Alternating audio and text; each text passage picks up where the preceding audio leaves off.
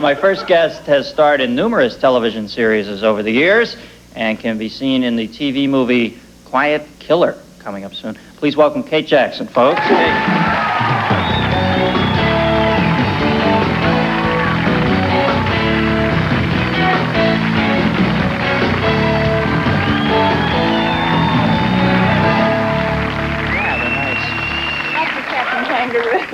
you. I'd forgotten about Bunny Rabbit.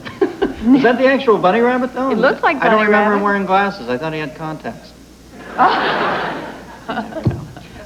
So where are you... Now, you moved away for a while, right? You got out of Hollywood for a while? I moved to Virginia. I have a farm there, 125 acres, and restored an 1845 farmhouse, and I thought I'll sit here and fish. And then one day I said, I think I better go back. I'm ready to go back to work. Restored your head, too, no doubt. It really did, yeah. Were you like a career animal when you were here? Well, I see nice people in this town. You just get whacked. You get sucked into the energy of it. You do too much, and you get burned out, which is what happened to me, so I'm fine now. I read that you had a furrowed brow. I love that.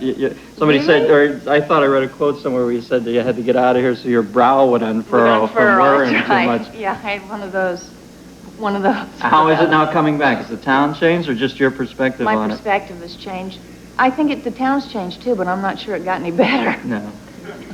How do you feel now, though? It's just less of a threat to you here, or you just feel... Oh, it's nice. You know, I'm married now, so I have a life. I had to get a life. That was one thing I really had to do. You know, you do that kind of work on television series after television series, and you don't have a life. So that was part of what I did while I was gone. I got a life. Well, I remember you as a kid. They had cast you already as you were always cast as the wise one. On the Rookies, I remember that guy used to come home. He always had such a whacked out life, and you would always say, "Can I get you some cocoa, honey?" Or you were always together back then. That was Nurse Danko, who worked on every floor in every department of the hospital, whatever hospital that was, whatever was ailing you. Nurse Danko took care of whatever the victim they brought in, gunshot wound. Hey, my wife's working in gunshot tonight.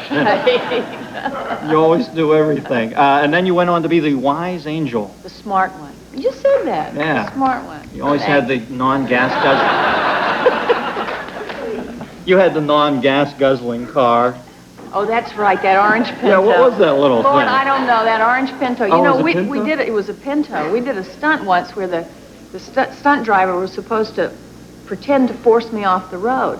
Well, he tapped the rear end of that little orange Pinto, and it was almost curtains. That little thing was... Yeah, the Pinto. Not always the best car to hit from behind, huh? Right. Well, we'll come back. We're going to talk about this new film, Silent Killer? Silent Killer. Ooh, sounds spooky. Or Quiet Killer. Well, quiet, silent. Anyway. Killer without a voice box. We'll be back right after this.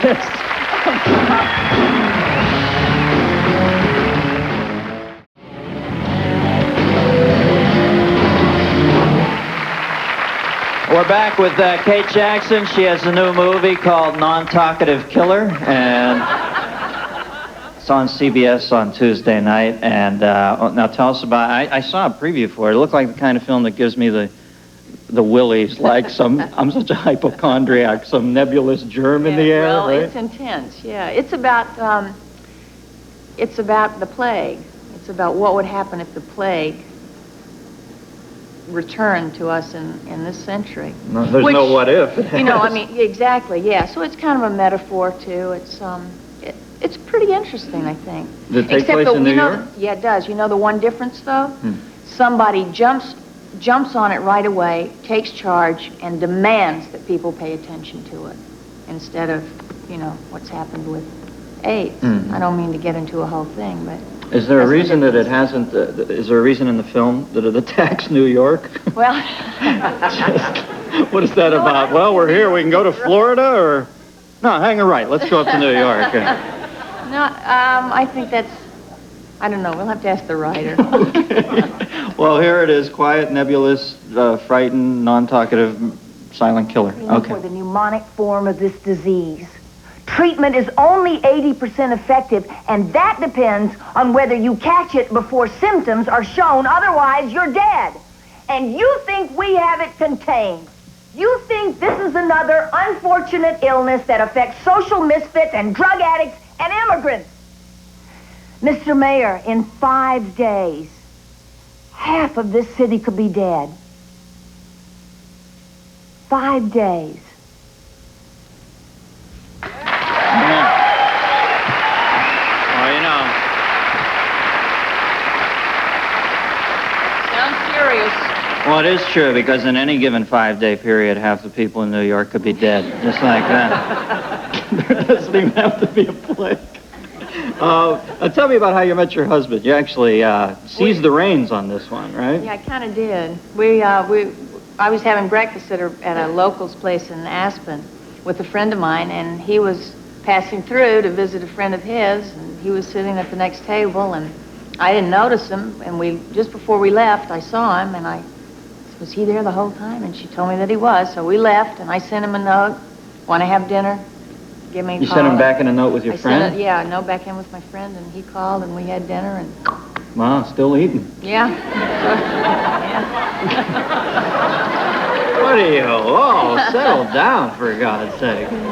Well, you know, I had a moment like that with my wife. I saw my wife in walking out of a nightclub, and she was with another man, and I thought, if I don't say something to her... Did you have that feeling? Is this true? Yeah, I just thought I'll never see her again. Yeah, Is that the kind of feeling? Too, yeah. Yeah, and I said something to her, and... Did you know the other guy, or...?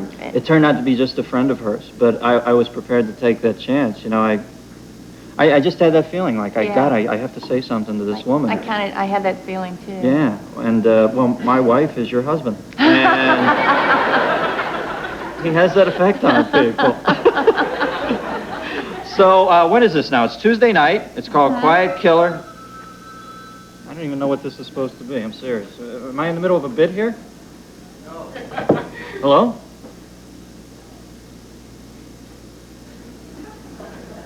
Oh. It's Daryl Strawberry. Daryl? Yeah, it's Quiet Killer. CDS. I think this is for the next segment, right? Strawberry speak called to in. him? He's on hold now. Daryl? Okay, well, see we're producing the hell out of the show Wait a minute, tonight. where was he calling from? Well, we have these sports guys on later, and I guess we're Yeah. going to talk to them, or maybe he had a cure for the illness or something, I was wondering, was he calling He's from... multifaceted. When he's not hitting 39 homers a year, Daryl's an epidemiologist. Karen. All right, Kate Jackson, nice to meet you. We'll be right back. Public Image Limited right after this.